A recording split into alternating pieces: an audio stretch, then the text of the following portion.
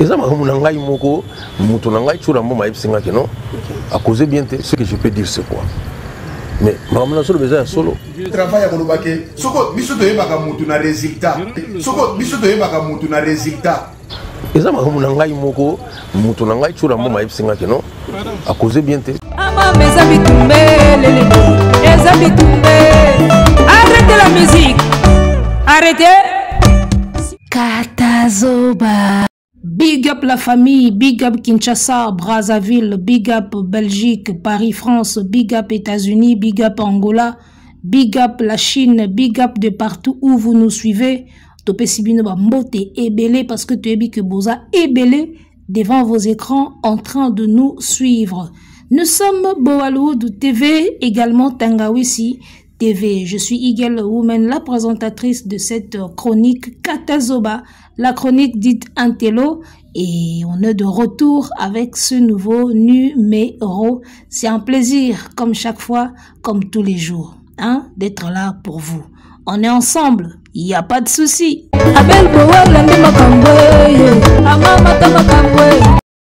Eza makambo ya solo mutunanga chuambo mayebisa kingake asololi biente. Maloba ya Félix waze kwa moku wa bongo monstre d'amour yango wana biso toyoki kaka. Mesdames, messieurs, boye imalamu la tranche na bino bolinga mingi. Partageons, likons, hein, likons, partageons, parlez de l'émission autour de vous. Tout cas, ba parti tout tient na TikTok, tout tient na statut et au salakito kona est lengi. Alors, nous allons commencer par cette grande nouvelle qui vient de tomber. Enfin, le festival Goma Rire sera diffusé sur Canal Plus Pop. Ça sera à partir du 2 novembre, si je ne me trompe pas. Voilà, c'est un samedi 2 novembre, le festival Goma Rire qui se passe à Goma, précisément dans la ville de Goma, et sera diffusé plutôt sur Canal Plus Pop. Ce festival qui m'avait invité au mois de mai, la Zalaki Kuna, tout salaki spectacle ya kitoko, et les cas qui bien à Goma, et tout les qui bambala, tout les qui ba pomme de terre, tout les qui ba madeso à Goma, pendant que j'étais là-bas dans séjour à Goma. En tout cas, pour une première fois, et émission ya humour à partir ya Goma et les Canal Plus Pop. En tout cas, to singa bao bazan Afrique, hein, bao bazan Afrique, et balandi lango ope bazan Europe. Pour na kozwa bouquet Canal Plus, soki kuna ezate oko télécharger application Canal Plus, oko banda kotala na yo festival Goma Rire parce que Eagle Women P azana kati ya festival wana kaka ndenge to prestaka na biso kitoko, to betaki masolo ya kitoko, public ya Goma et sepelaki. Voilà maintenant qu'on va nous diffuser le 2 samedi le 2 novembre 2024 sur Canal Plus Pop. Bao batuna kautika na yo carrière okoma na yo mukala ya fali bino bovanda liboso ya TV le 2 novembre bokomona makambo na bino. On va faire tout, on va combiner le tout. Congo Zamboka surprise, Congo Zamboka Simbawa et kenda bongo nyoso makambo. Bongo te Neville converse.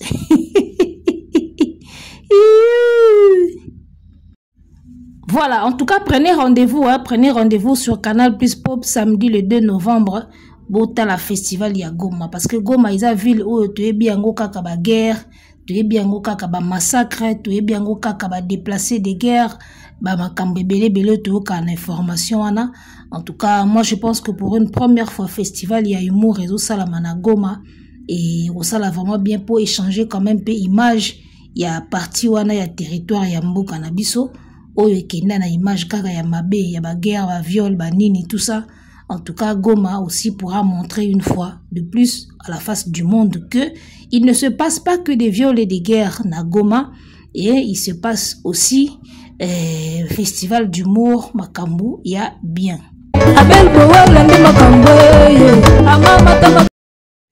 Alors, de quoi va-t-on parler aujourd'hui? Tokota sikoyo na katimini na katikati pena ya masolo na biso. Félix waze kwa monstre d'amour moko wa bongo ka obenga nzembo vs vena biso agbada.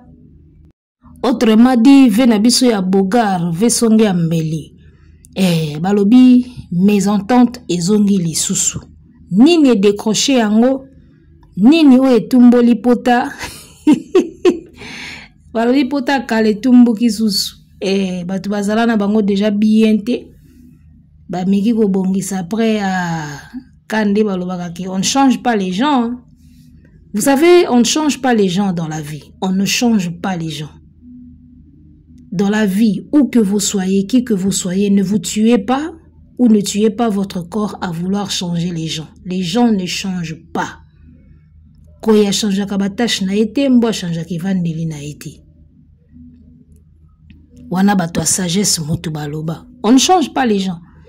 Yo kanisi neti soki osaleli mutu moko boye malamu.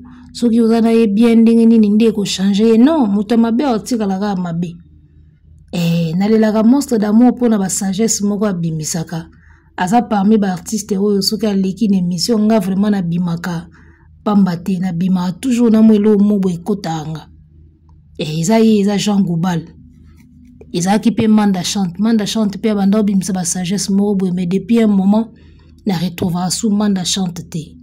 Donc, on a na Jean Goubal. Ba musicien o soka sali émission Nathalie, ti émission aussi la na obimana mo sagesse moko boye. Ba vieux o mibali. Alors, qu'est-ce que j'étais en train de dire déjà? On ne change pas les gens. Viens na biso loba kelo mo boye na plateau ya Adilo Ndole. Aloba ki boza na bino bato malamu. Mais mabe siko bo sala ngoka ndebele. La monstre d'amour à bomanga na ba masese na kosote jo aza intéressant. Abi bwana bido batu malamu mais bosa gande mabesi ko ebele. Et là directement ça me fait penser à une phrase que j'ai l'habitude de dire que nakati ya motu, nakati ya être humain tozaka na makambo mibale mabe na malamu. Mais oyo dominaka nde yango e qualifiera motu. Et wana siko monstre te wana nga siko munalobango. Nga siko leki na bango na Holanda na sima. Nezo kote basese soko olongoli wazeko olongoli Mosaka olongoli pa Jean Goubal 4e ekoza nga 4e ekoza nga ponga pona créer masese na nga. Et donc voilà na kati ya mutu mabena malamu ezalaka oye dominaka nde yango ekalifiaka ye. Soko bi mutu wana mutu mabe mo bolamu ne peza me mabende leki. O mutu wana zaka mutu malamu yebake mo mabe na ye moko pe ezalaka me bolamu nende siko eleki yango ba qualifiera ye malamu. Voilà. Alors vena biso waze ko alobi bosa kande mabebele. Na sepeli sous na phrase moko alobi congolais ezangaka kindoki parce que installation déjà eza. Abina ki mutu ya mabe wa congolais installation déjà eza mezangaka ba brancher sko kindoki abando pumbwe. Installation déjà eza. Non, c'est fort. Joe quand il parle non. Franchement, c'est fort. Bato ba boyaye et ba boyaye ga potala kaka mais en vrai, waze kwa muku wa bongo mne salaka. Alors, revenons sur l'affaire waze kwa Koffi Olomide. En tout cas, sincèrement parlant, rando o ne se kota boye et babandango déjà kala. D'accord? Mais lelo soki ezongi elobi na Félix waze kwa mukolo ba utuna yo pona nini to kabwana zala na courage ya koloba. Raison to kabwanila. Ya loba ki na ye raison. Et alobi ki ayoki pena batu bazo solola. Bazo sepela ndenge ya zuba visati. To kepe pa mettre toujours en mboma batuni mettre toujours en mboma. Mettre toujours en mboma pena ba propos na ye. Awanga ni angoti. Et en tout cas ceux qui ont suivi l'émission de Churamboma comprendraient que na ba propos au mettre Churamboma bimisa ki awanga ni te. D'accord, a affirmer te que wingam na lobaki yango me awanga ni yango pete. Donc bato sage ba comprendre. Bato musu ba lobi o mettre Churamboma bimi songi songi. Mettre Churabimi songi songi ya makambu nini. Songi ya makambu nini. Waze kwa namoni batebele bakomi ko traiter ye di mature. Oh sagesse ke wapi.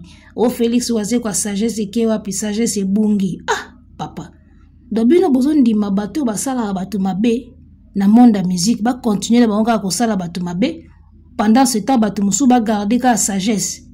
siko nani nde aza na droit ya osala bato mabe soki waze ko aza na droit te ya kobungisa sagesse siko nani nde aza na droit to monopole ya osala baninga mabe totikela siko vie wana monopole ya osala bato mabe comme ça baninga ba garder ka sagesse.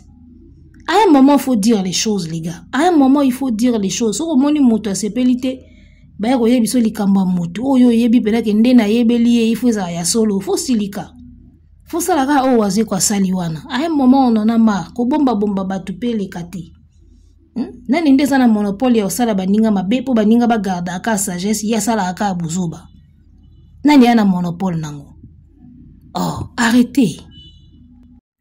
Alors, ce qui totali bien, Félix Ouazzé quoi depuis un certain temps, azokumisa mingi fali na ba émission. On sait déjà que ça ne peut pas plaire na vie na biso ya Bogar.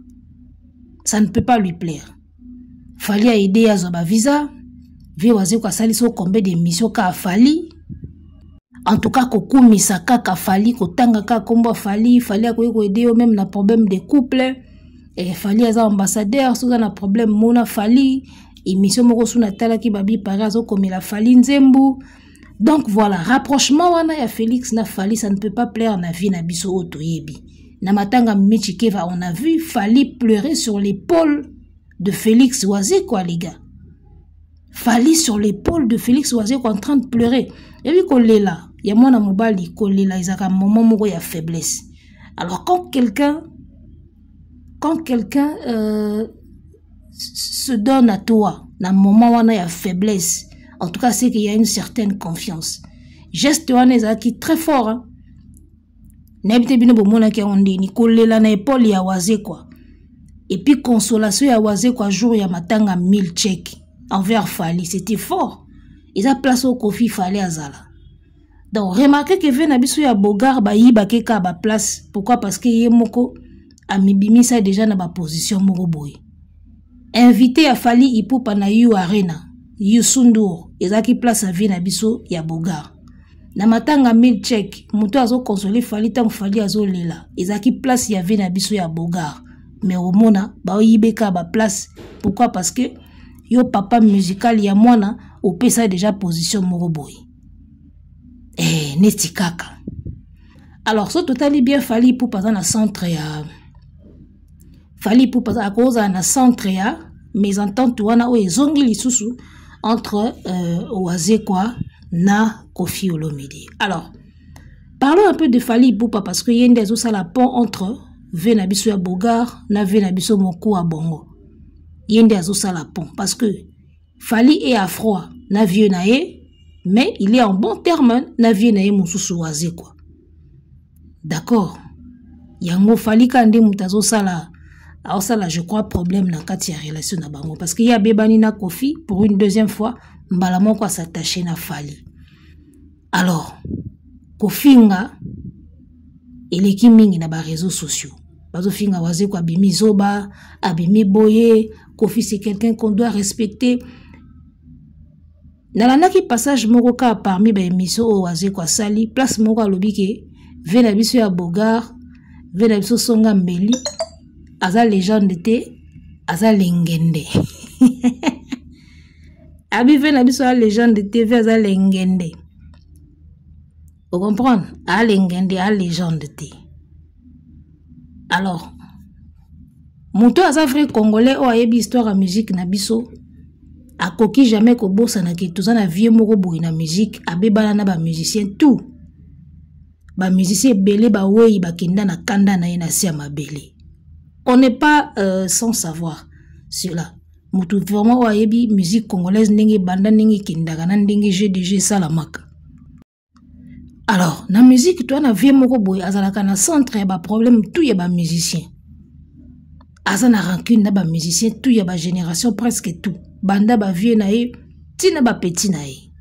Agana problème na bango. D'accord. Alors, nga lelo na lingaki parce que sujet ngo lobami mingi muta lobi na kwa na ye muta lobi na sens na ye na moni Koko Promo moyombe gauche de la presse youtubeur ya 70 ans asali émission ba côté livé na biso songe mbeli fort et le ba travailler na ye à côté li à ça les missions mo bazolo ba o Kofi ses caprices et il faut qu'on comprendre parce que batu ba kataki ba parti o ve na biso songi ya mbeli aza ko takiner ba journaliste na boy nanga ko répondre encore j'espère que batu belé ba moni yango émission moko asala na Marius azo takiner Marius asala kina doyuwe na papa sango ezaki suna nani na oya uti ko boya bato ya YouTube moko lobi awa Mathieu Bonche je crois oya uti ko humilier Mathieu Bonche lobi awa alors bato basangisi ba extrait ya ba émission oyo ve na biso asala ndenge nini ya se comporta envers ba journaliste. Alors na ce sens là que ngana lingaki na aborder koko promo à côté lié le non Kofi a ses caprices, il a ses caprices, il faut les comprendre. C'est quoi ba caprice il y a papa mukolo il faut ba na miki ba comprendre ngo. C'est quoi caprice il y a mwana mukelo wa fali to comprendre ngo te. Fali pe a ses caprices. Parce que lui Tintin promo, il a parlé des caprices de Kofi. Fali aussi a ses caprices. Quel artiste n'a pas de caprices? Nous aussi on a nos caprices d'artistes. Chaque artiste a ses caprices. Si tu habites caprice, il y en a une photo bois qui la ba fleur, toi rosa kango na eau bénite pour y caprice neza kitoko mingi, ba caprice ya ba fali na ba faire na ba waze quoi, to beta ango kara. Parce que qui est qui? Parce que qui est qui en parlant des caprices? Musicien ni nazanga caprice. Si il faut te favoriser ka caprice, il y a musicien moko boye plus que ba caprice ba ninga mususu. Waze quoi pe a ses caprices. Waze quoi aussi peut être dans ses caprices. Makambo azo sala wana. Toko benga pe ba caprice na Fali pour passer caprice et ainsi de suite. Donc presse na biso ezo souffrir nelo moko boye. Ceux qui bazo travailler na artiste moko boye. Ata sali mabe, bako luka ba moyen tout ba défendre ka mabe wana. Continuez comme ça, tant qu'ils ont les sabino, on vous l'accorde. Mais nga lelo na ena unka na likambo ya respect. Parce que na yoka ki batu ba lobi oh non, vena biso songa mbeli c'est quelqu'un qui mérite le respect. Il mérite le respect. Total émission na Jean Goubal batuniye Kofi Olomide légende aboyi. Abi légende te. Total émission na Félix Oazé ko batuniye Kofi Olomide légende aboyi lisusu abi eza lengende. A légende te a lengende. Pourquoi bazo boya ki légende na ye? Alors que oh non, il mérite le respect. Qui ne mérite pas le respect? Parce que pensez-vous que Fali Poupa ne mérite pas le respect, les gars? Fali ne mérite pas le respect. Déjà, na bombeli binelo moko lelo na pourquoi l'émission oyo to kende ko talango très rapidement. En parlant du respect, tant bolba ke ve wana zo mériter respect. Il faut vous préciser que azo mériter respect na contexte nini. Par rapport à âge, pour Aza Mukolo, oui, on doit le respecter. Mais par rapport à la valeur, tout le monde a valeur, les musiciens ont valeur, les gars. C'est de ça qu'on va parler aujourd'hui, valeur et artiste. Oyebi, Fali Ipupa me semble, moi, Fali Ipupa me semble être le seul artiste congolais, ou pas si seulement le seul, mais ou azana succès à niveau et puis aza clean. N'était soto koma. Seul artiste congolais ou azana top, na succès à top, na niveau à Fali et puis aza clean. Vous comprenez? Aza clean. On va le prouver. Viens à biso bozo le qui mérite le respect. Bozo metu na te ke ti le londe toza boy. Banda ki sinjora a lança ki slogan. Ya Tchadat. Obiki batu a tchétché ba date. Fabrika sa Tchadat Casino de Paris, Emelie. Wata Tchadat scène musicale, tombé. Oazé quoi signé Adidas, Ferras Tchaki Adidas, double Adidas Genève. Et Fando déjà que tout ça n'y attaqué en moi avant. Ça dit que batu bazo tchatcha ba date. Mais vous ne vous demandez pas pourquoi vient Abisso ya songi ambeli. A ko Tchadat na pototé. Vous ne vous posez pas cette question-là. Hippodrome de Vincennes. Ou de Vincennes, c'est de Vincennes. Hippodrome de Vincennes. On nous a promis que promotion au Bandakan. En septembre, non? De commune en octobre. Hippodrome de Vincennes. Qu'en est-il pour ce concert et Hippodrome de Vincennes? Tout le monde a ficheté, tout le monde est logoté. Mais tu verras les gens, bah, s'acharner car dans le stade de France, il y a Fali. Alors qu'il y a un prêtre de la musique, Nabiso Alaka Kibiso Hippodrome. Ça dit que tu as un grand prêtre mort de la musique congolaise Alaka Kibiso Hippodrome de Vincennes 2025 et qui a quoi annoncé en gros année oyo.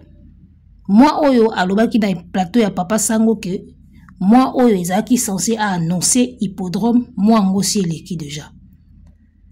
Batu bazo s'acharner dans l'autre. Tu verras que Batu bazo qui perd au minute, mais bazo s'acharner quand la date, il y a Stade de France, il y a Fali. Oh, tchadat. Oh, bimisa affiche. Vena biso azo boya ko tchadat na poto, to azo banga ko tchadat na poto, pourquoi? Alors que bana Mikel Oga ba Fabregas ba o signé. Ba wata ba o signé. Wata azo zonga kutu deuxième date. Na Bruxelles wana. Wata ozonga deuxième date. Faire azonga na You Arena. El Maras kwa go préparer bango stade. Vea ochaka date te. Muninga na yo moku a bongo monstre d'amour. Asini Adidas na eti.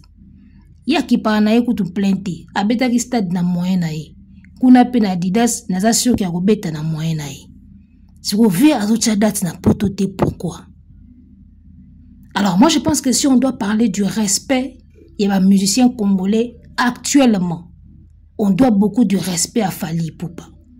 Parce que Fali Ipupa, na top oyazanango, na succès oyazanango lelo, a continué qu'on a la clean en tant qu'artiste. Peut-être que vous allez vous demander quand je parle de clean, à quoi je fais allusion. Je fais allusion à ça. Beau talent image, hein? Ding-dong! Voilà. Na récolté les bino, ba annonce y a ba journaux ya minene na Europe, oyo ekoma sur vieux nabiso par rapport à ba procès y a ba accusation au basala qui contre y. Je ne sais pas si vous vous rendez compte quand les grands journaux, les grands journaux y a Europe, ils ont coma ba article sur toi na makambo moko o eza propreté. Je ne sais pas si vous vous en rendez compte. Aux yeux, journal logo la BBC. D'accord? Journal logo la Jeune Afrique. Aux yeux, Le Point. Est-ce que vous vous rendez compte, il y a ampleur na mon nene, il y a journal Oyo et comment survivre na biso. Bota la batite ba komi wana, ba komini. Nous avons BBC qui écrit procès Kofi Olomide, à quoi peut-on s'attendre? Alors, awa, les gars, il y a TV5 Monde qui écrit France, 8 ans de prison ferme requis contre Kofi Olomide pour ... Beau continuer. Lorsque TV5 Monde écrit, France 24 écrit, Le Parisien, journal Le Parisien, les gars. Vous comprenez? Le journal Le Monde est comment, Le Parisien est comment, Le Point est comment, France 24, TV5, aussi BBC, Jeune Afrique. Ce sont des journaux très suivis dans le monde francophone. Dans le pays francophone, très suivis. Ça dit que les journaux, on a tout et comment, procès, c'est des journaux internationaux, oyo, ils sont très suivis de par le monde. En Afrique francophone, Europe francophone, ça dit que les pays tout francophone, et les journaux, ils sont très populaires, très suivis. Alors, imaginez-vous, scandale y a boyé, journaux à minene, et comment titre y a boyé sur toi. Les gars, est-ce que vous ne vous rendez pas compte un seul instant que Elogwana et Salisa image ya muto tozo benga icône. Au moins avait Jean Gouba la salle émission boye ba bisie Kofi Olomide icône a boyinaye oya kofinga avec Jean Gouba le pamba. Mais après il faut que luka oyeba pourquoi na carrière ya artiste ba journaux minene boye. Et comme déjà makambo yo eza ba procès moko boye makambo ba procès o boye biwana sur toi. Mais c'est une façon de t'enterrer, c'est une façon de ternir ton image. Yango zo mona via comment ko lela o na sali album nanga na pesa ngo producteur moko boye album e bimité. Peut-être eza pe ba mindele baza so ba si ba zio na likambo. Ba sukole lio de maboko me yo yeba te. La batuana bagana songi moko ba benga na kana niveau mo ya osakanate. So koiga na mbeba moko boye. Bako se téléphoner entre bango ba bengani balobi dossier Koffi Olomide. Muto meka ko produire yete na France, muto meka ko zwa nini na été. C'est possible babiloko wana. Omoni. C'est possible. Obi titango tolobaka yango moni faut tout ça la recherche to kota nanu. Na ba internet na ba Google tout ça la recherche pour to yeba kilo ya makambo. Tobeta yango kana lisolo ke ve azaka na procès moko boye na poto na ba danseuse aza déjà quitté. Toyoka nka na masolo ekendaka ndenge ekenda wana mais lelo skota on a beti pena siko na Google. Na moni nombre ya ba journaux et puis ba journaux nini o ekoma sur dossier wana. Obike na oki somo. Na oki somo lelo ta on a koti na Google. Yango parfois photo kenda o sala ba recherche pour te ba kilo ya makambo. Il faut nga mémoire na comprendre makambo ebele pourquoi vient zo cha date na potote. Dans les bela ba journaux o ekoma sur ye na dossier moko boye ya bienté. Quelque part image de Gbeba et vous ne verrez pas Fally dans ça les gars. Fally n'est pas dans ça. Ce que un artiste o yayebi ko protéger image na ye, ils a Fally. On te bara Fally c'est un artiste intelligent. Il tient beaucoup à son image. Yayebi ko protéger image na ye na ndinga o sarate. Tu ne verras jamais des articles bizarres comme ça sur Fally. Yayebi ke ekiti sa carrière à mutu sur le plan international. Et fanjo siko lo wa lula international, talaga ya reva international tongo. Donc blague ko tout côté wana. Ya on moni sikoyo tango affaire Niki Menga yaki na ko comprendre ma mbebele ka lelo na journal lelo. Quand affaire Niki Menga avait éclaté awa, ezaki na but ba salir Fally pour comme apena ba article boy na ba France wana. Na comprendre ngo siko na minuto. L'affaire Niki Menga wana. Oh, il a abandonné ses enfants. Oh, il a fait ceci. Oh, il ne paye pas la pension alimentaire. Ezaki na but ba salir ye pour azwape ba article ya minene boye na image na ye ya mabe. Mais simbate. Et simbate. Les gars, est-ce que vous vous rendez compte ya ba journaux wana nyoso minene o etia na ba titre na bango dossier wana ya makamba procès ya ve na biso songi ya mbeli. Mais c'est grave.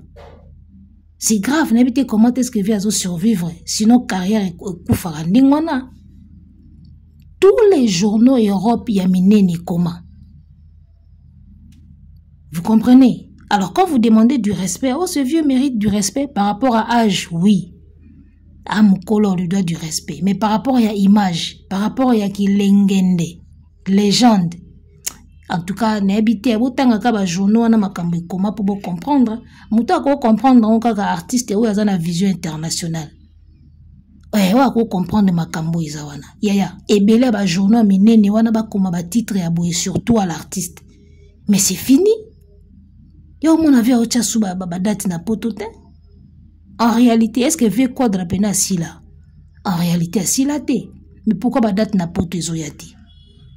Dernièrement, il y a un concert mon apote wana mona ba femme moko ba telemi.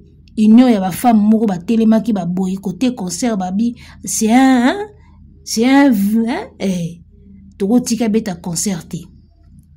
Ba telemelango e betata ba ksala pena pétition ba tinda pena ba union des femmes wana.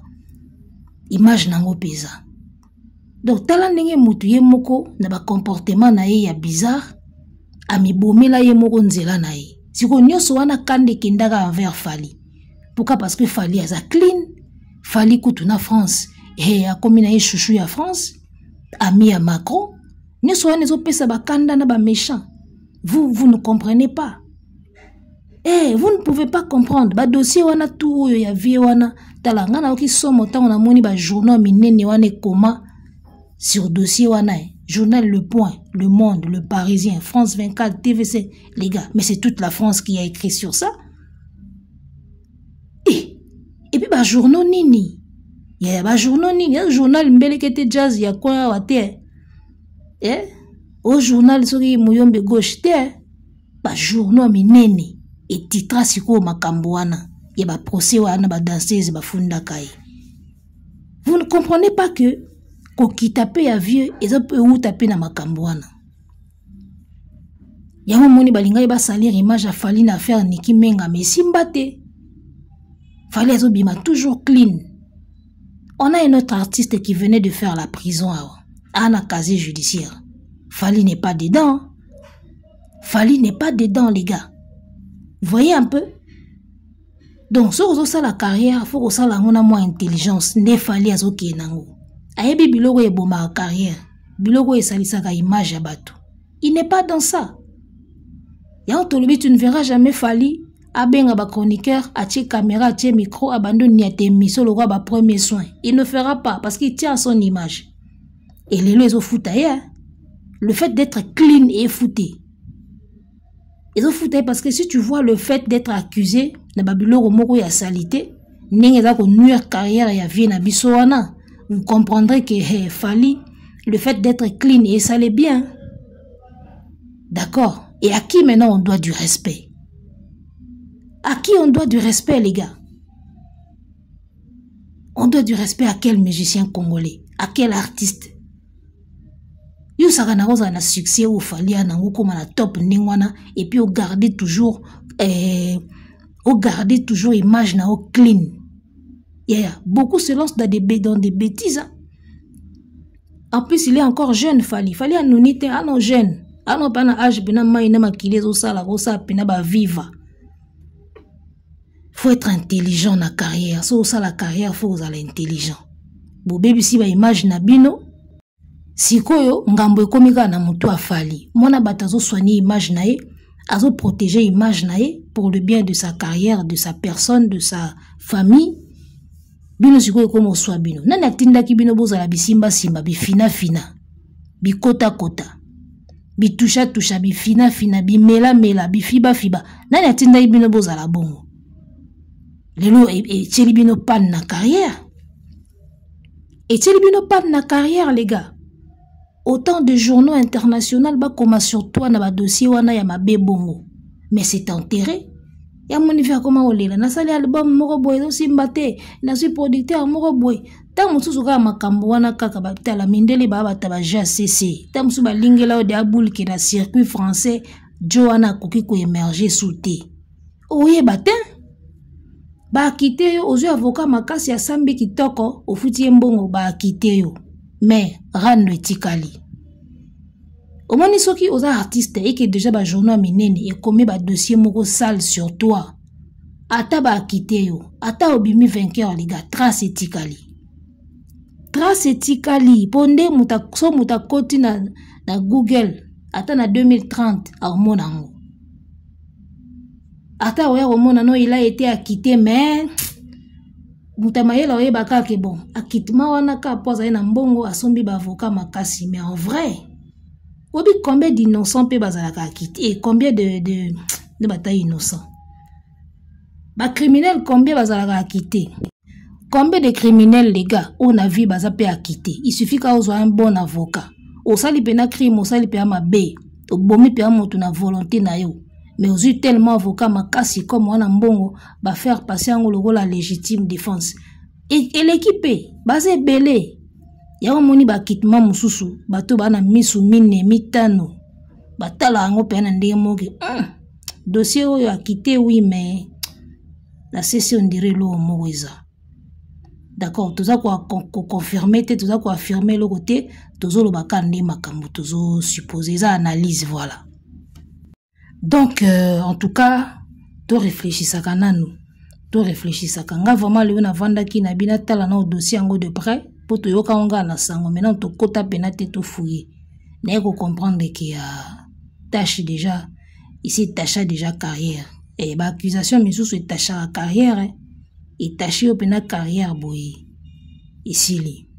Voyez donc l'artiste clean. Lelo na Congo ils a Fally. Aza maman na clean. Au kuta yena ba dossier ya saleté, au kuta yena ba dossier te au crime, au nini, au asala ka boy rien. Au kuta yena ba dossier wana te. Parce que yebi place nini ninga ma carrière na ye. Et lorsqu'on veut aller loin, on ménage sa monture. Parmi les éléments wana ya ko ménager sa monture, image na yo faut la scène. Ya moni ya salaka. Donc à qui on doit du respect maintenant? Moi, je pense que Fally Ipupa mérite beaucoup de respect. Fally Ipupa, vraie légende autre aux na Congo. Côté art, côté musique et puis côté clean. Voilà. Arrêtez la musique. Arrêtez quoi.